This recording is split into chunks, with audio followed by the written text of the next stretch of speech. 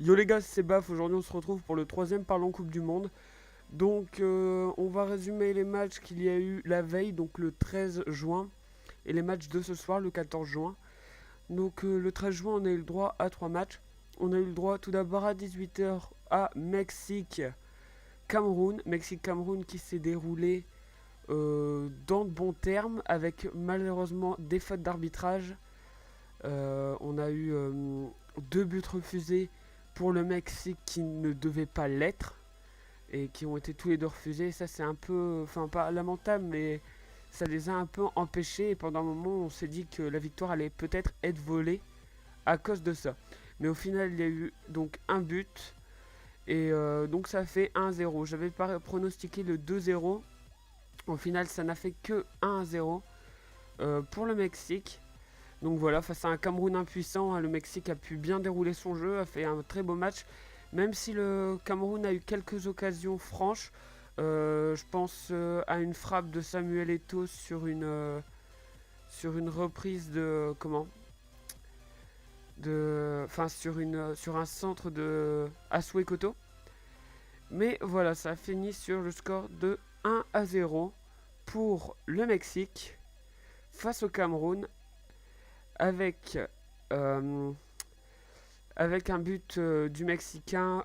C'était Peralta qui a marqué, je crois, donc c'est Peralta. À la 60e minute environ. Je me souviens plus vraiment de la minute, oui, 60e minute. Au deuxième match, le match de 21 h, alors là les gars, grosse surprise. Moi j'avais pronostiqué le 1-1 pour Espagne-Pays-Bas. Au final ça a fait 5-1 pour les Pays-Bas. Les Pays-Bas ont complètement explosé une nation espagnole impuissante en défense, hein. Ils ont vraiment rien fait.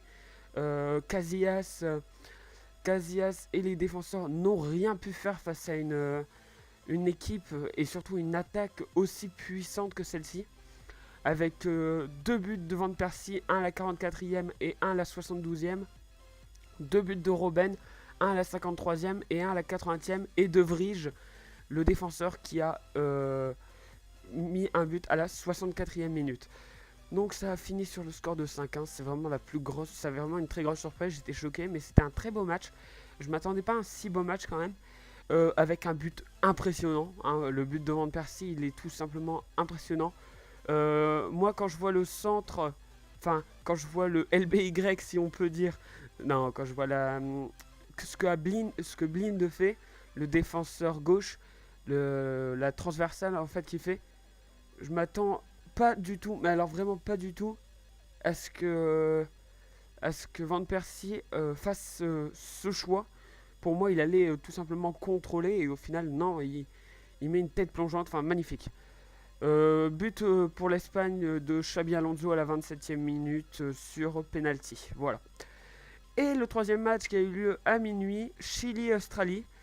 Donc j'avais dit que ça ferait 4-0 pour le Chili. Au final, ça a fait 3-1. Je me suis un petit peu trompé. Donc au final, mes pronos, j'en ai deux de bons, mais aucun score exact.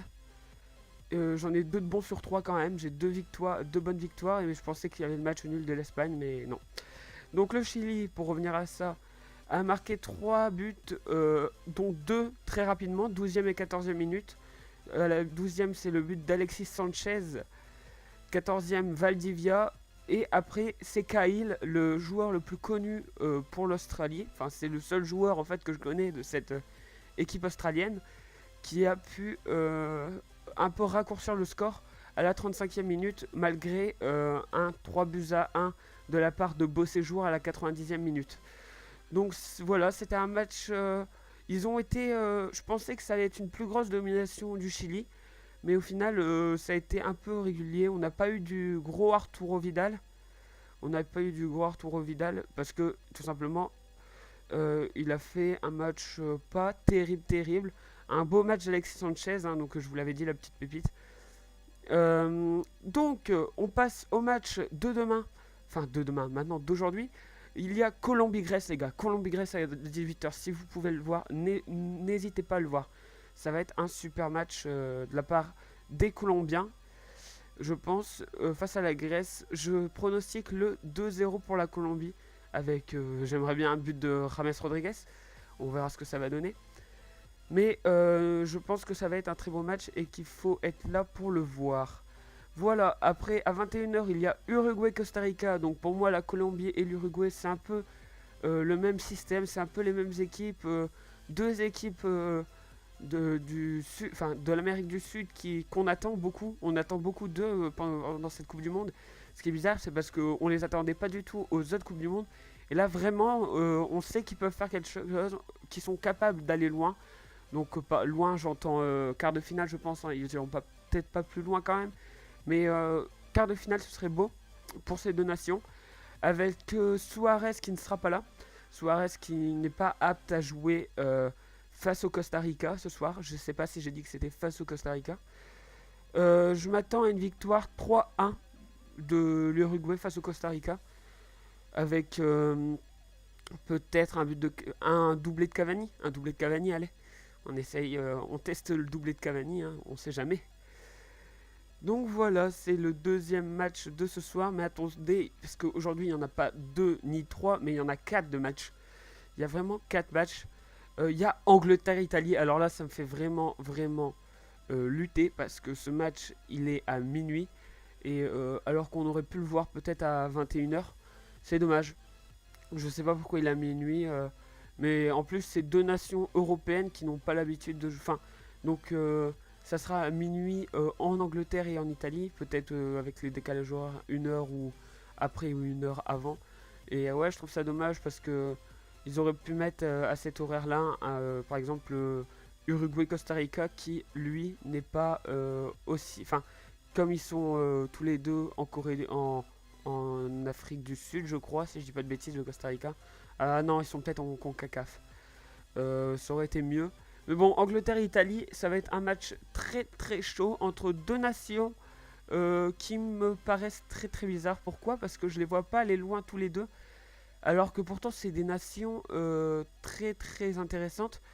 L'Angleterre n'a jamais rien prouvé depuis allez, 8 ans, on va dire, en Coupe du Monde. Ils ont tout le temps été décevants, pour ma part. L'Italie reste sur une finale de l'Euro 2012, si je dis pas de bêtises. Donc, on verra ce que ça va donner en espérant que Marco Verratti joue.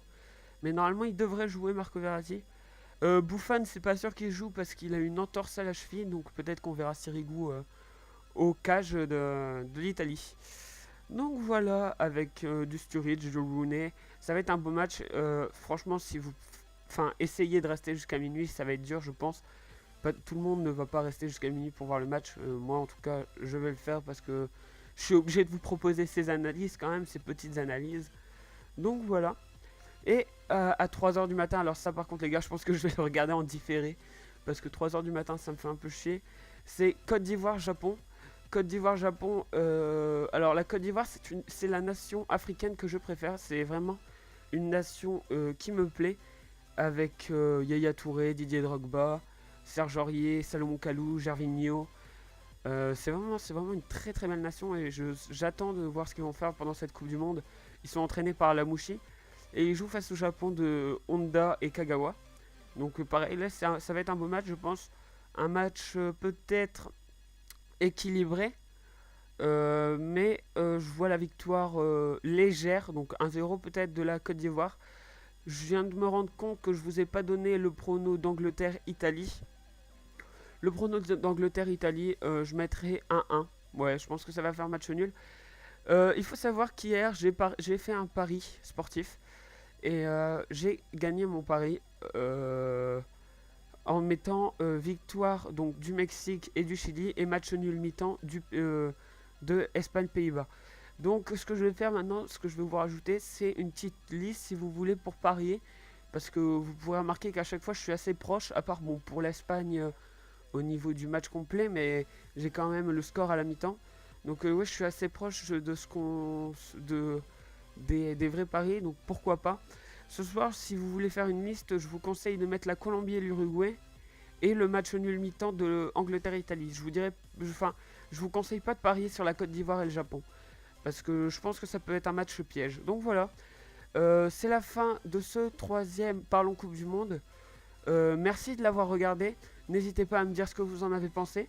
Et je tiens à remercier la chaîne communautaire Only FIFA de mettre en ligne mes vidéos sur leur chaîne. Donc voilà, j'espère que ça vous a plu. À la prochaine, bye.